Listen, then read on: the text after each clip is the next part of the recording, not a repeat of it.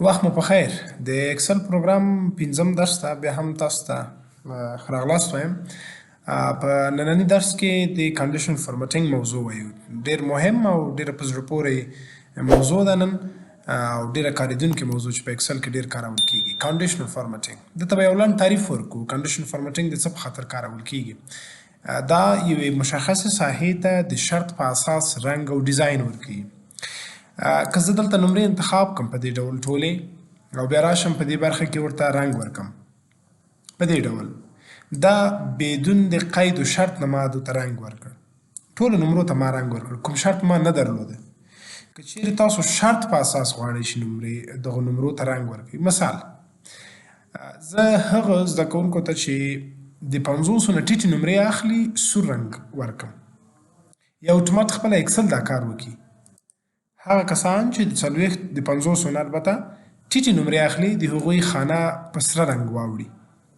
نو دا که زه لاړ شم او خپله دانه دانه هر یو انتخاب کړم، بیا له دې ځای نه سور رنګ ورکړم، دا زموږ وخت نیسي او موږ مجبور په هر یو پسې وګرځو او سور رنګ ورکړو. نه، تاسو به ساحه سلیکټ کړئ او بیا به راشئ د کنډیشن فارمټینګ برخې. دلته ډېر آپشن دي، خو په لومړي آپشن به کلیک وکړئ او په لومړي آپشن کې بیا لومړی بل آپشن لري. په دې کې دی ګریډر دین. ګریډر دین معنا غټ له، لوی له، داسې معنا ورکوي. نو اوس دلته کلیک وکړئ، داسې کې مو نمره ولیکئ. له کومو نمرو نه ټیټ غواړئ جګ غواړئ. ما چې دا کومه خبره وکړه د 500 نه ټیټ هغه په لیس دین کې راځي. نو اوس موضوع د غټو عددو ده. خیره به شم دې ته. نو هغه کسان چې د 500 نه بره نمرې اخلي هغه ما سره په شنه رنګ ښکاره شي او د همدغه شنه رنګ نه موږ هغوی وپېژنو چې دوی پاس شوي دي، کامیاب شوي دي. نو د دې لپاره زه دلته 50 لیکم. کله چې 50 لیکي خپله 50 نه دی شامل، 50 ناکام راځي یا 50 رنګ نه اخلي. نو څه وکړو چې خپله 50 هم رنګ واخلي؟ بیا تاسو یو عدد راټیټ شئ، 9 ولیکئ. اوس چې 9 مو ولیکل، په ښي طرف کې دلته رنګ ورته وټاکئ. دلته وګورئ په سره رنګ باندې ماته ښیي. نو رنګ ورته وټاکئ، مثال زه یالو رنګ ورته ټاکي، ګرین رنګ ورته ټاکي، یا هر رنګ چې ورته ټاکي را به شي کاسټم فارمټ ته. او د فیل په برخه کې په خپله خوښه یو رنګ ورته وټاکه او دې ته اوکې ووایه او بیا اوکې ورته ووایه. اوس د شرط په اساس هغه کسان چې نمرې د 500 نه په بره دي اتومات رنګ اخلي. اوس که زه د دغه کس نمرې واخلم 40 نمرې کړم، نو اتومات هغه رنګ له لاسه ورکوي. ولې؟ ځکه دا په شرط کې نه دی شامل. دا شو. بیا هم زه ساحه انتخابوم، راځم بل شرط ورکوم. هغه کسان چې د 500 نه ټیټې نمرې اخلي هغه دې بیا په سره رنګ باندې ښکاره شي. بیا دې لپاره تاسو دوهم آپشن ته راځئ، لیس دین. دلته به تاسو 50 ولیکئ. خپله 50 نه دی شامل، خو له 500 نه ټیټ. کوم رنګ غواړئ؟ سور رنګ. دا رنګ سور، او که په خپله خوښه ورځئ د برخې نه ورته سور رنګ انتخاب اوکې ورته وایئ.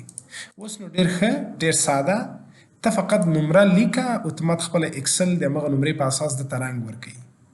که د نمره له 500 نه ټیټه وه، لکه 20 چې زه لیکم، اتومات سور رنګ اخلي.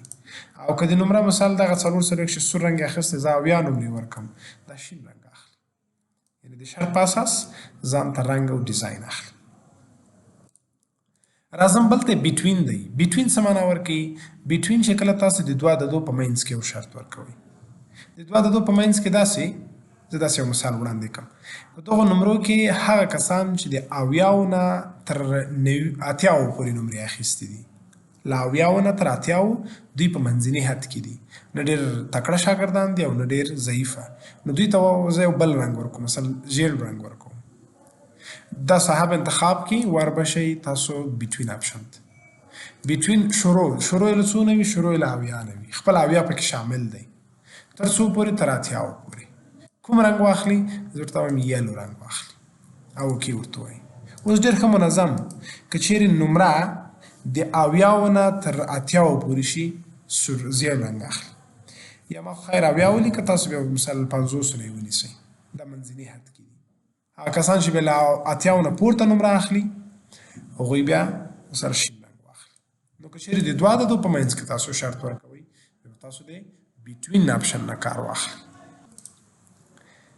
راځم بل آپشن ته ایکول ټو دی. ایکول ټو پوره مساوي له یو عدد سره وي. زه به دا قانون نه اوس پاک کړم، دا کوم شرطونه چې ما ورکړي.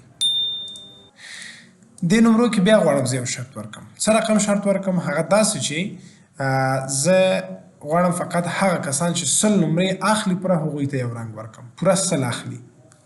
د تاسو دلته د ایکول ټو آپشن لرئ. په دې به کلیک وکړئ، دې ځای کې تاسو 100 ولیکئ. هر کله چې یو کس 100 واخلي نو ورته وایم چې هغه د شین رنګ واخلي. اتومات اوس که یو کس پوره 100 نمرې اخلي، لکه دلته چې زه ته 100 ولیکم، اتومات د ده خانه په شنه رنګ باندې اوړي. دا د ایکول ټو موضوع شو. او بل هم ټکسټ ډټ کانټینټ دی. ټکسټ ډټ کانټینټ له نوم نه معلوم دی چې د متن په برخه کې کار کوي. متن په برخه کې باید دلته نمرونه لاړ شم، زه پروګرام ته راشم. پروګرام کې زه اوس اکسل درس ورکوم او غواړم په همدې لیست کې تنها اکسل ماته په نښه شي. اکسل شین رنګ واخلي. نو چې اکسل متن دی نو تاسو بیا راشئ کنډیشن فارمټینګ د ټکسټ ډټ کانټینټ نه برخې نه کلیک وکړئ. په دې ځای کې ولیکئ کوم پروګرام کوم ډول رنګ واخلي. نو زه دلته په پښتو باندې به ولیکم اکسل او رنګ په برخه کې به ورته وایم ګرین شین رنګ واخلي. یا که په خپله خوښه دې غوښتل کسټم فارمټ ته به ورشئ، د دې ځای نه به دا رنګ ورکړي. اوس ډېر ښه منظم. که یو کس راځي اکسل وایي اتومات رنګ شین رنګ اخلي، هغه خانه یې شین رنګ باندې اوړي.